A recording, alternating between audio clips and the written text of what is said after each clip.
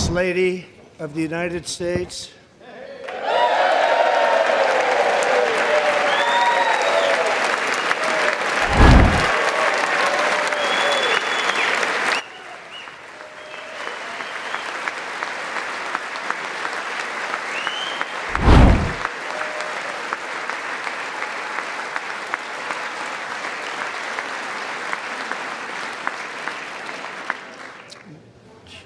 Speaker Johnson, Vice President Vance, the First Lady of the United States,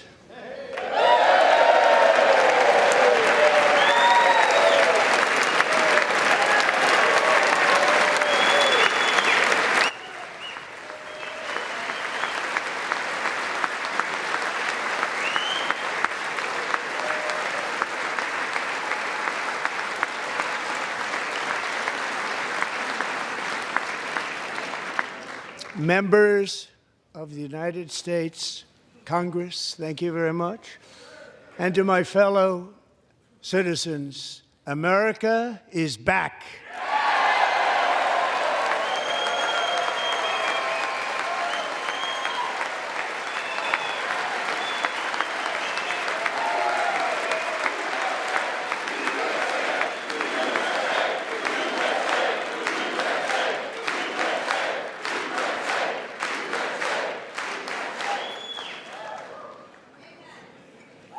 6 weeks ago, I stood beneath the dome of this Capitol and proclaimed the dawn of the golden age of America. From that moment on, it has been nothing but swift and unrelenting action to usher in the greatest and most successful era in the history of our country. We have accomplished more in 43 days than most administrations accomplished in 4 years or 8 years, and we are just getting started.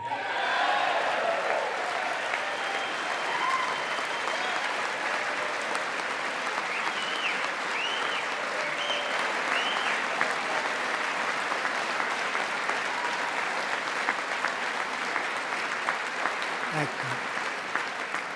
I return to this chamber tonight to report that America's momentum is back, our spirit is back, our pride is back, our confidence is back, and the American dream is surging bigger and better than ever before.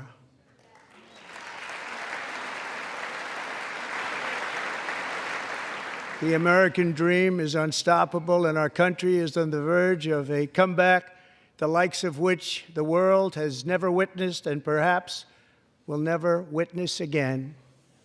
There's never been anything like it. The presidential election of November 5th was a mandate like has not been seen in many decades.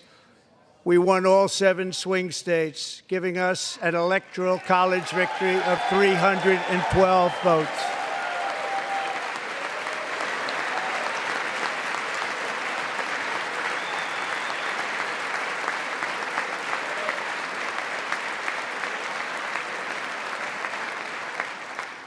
We won the popular vote by big numbers and won counties in our country.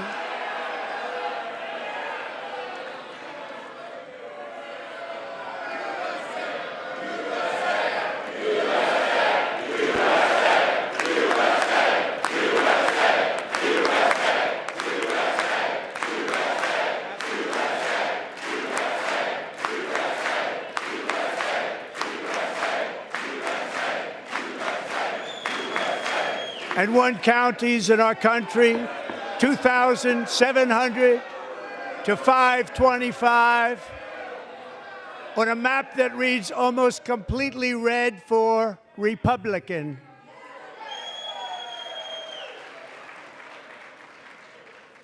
Now, for the first time in modern history, more Americans believe that our country is headed in the right direction than the wrong direction. In fact, it's an astonishing record, 27-point swing, the most ever.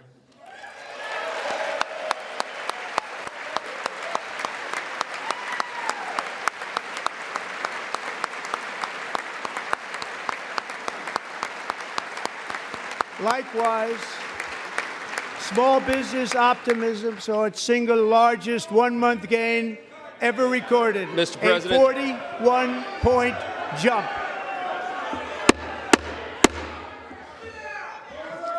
Members are directed to uphold and maintain decorum in the House and to cease any further disruptions. That's your warning.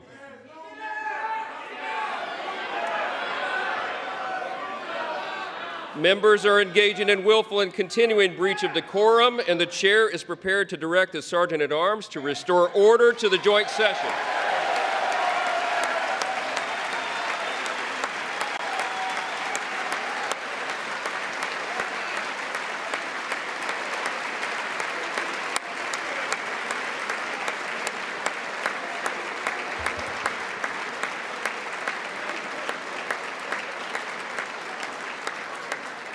Mr. Green, take your seat. Take your seat, sir. Take your seat. Finding that members continue to engage in willful and concerted disruption of proper decorum, the chair now directs the Sergeant-at-Arms to restore order.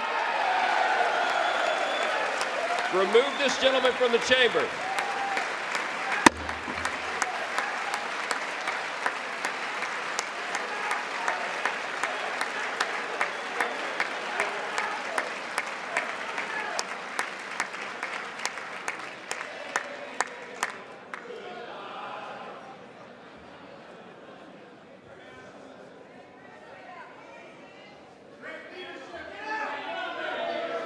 Go.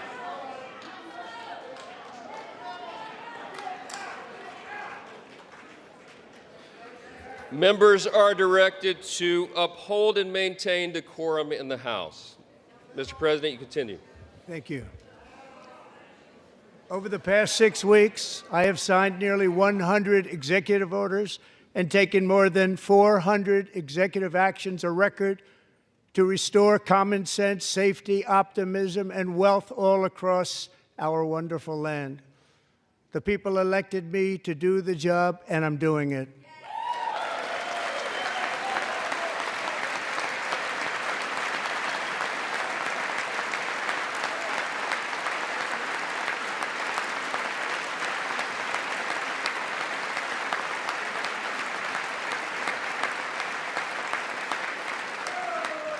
In fact, it has been stated by many that the first month of our presidency, it's our presidency, is the most successful in the history of our nation. By many.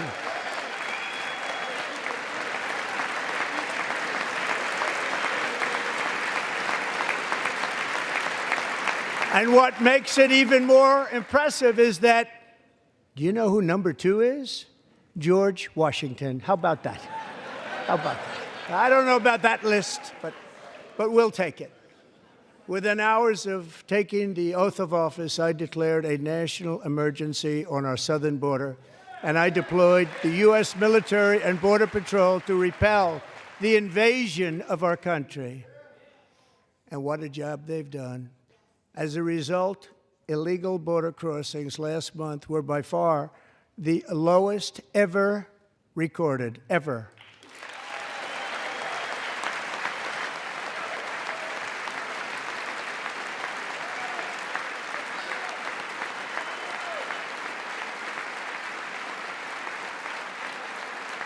They heard my words and they chose not to come. Much easier that way. In comparison, under Joe Biden, the worst president in American history, there were hundreds of thousands of illegal crossings a month, and virtually all of them, including murderers, drug dealers, gang members, and people from mental institutions and insane asylums, were released into our country. Who would want to do that? This is my 5th such speech to Congress. And once again, I look at the Democrats in front of me, and I realize there is absolutely nothing I can say to make them happy or to make them stand or smile or applaud. Nothing I can do.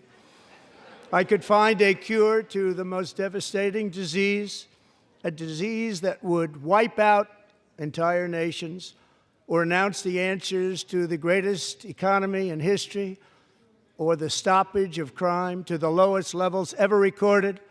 And these people sitting right here will not clap, will not stand, and certainly will not cheer for these astronomical achievements. They won't do it, no matter what. Five times I've been up here. It's very sad, and it just shouldn't be this way.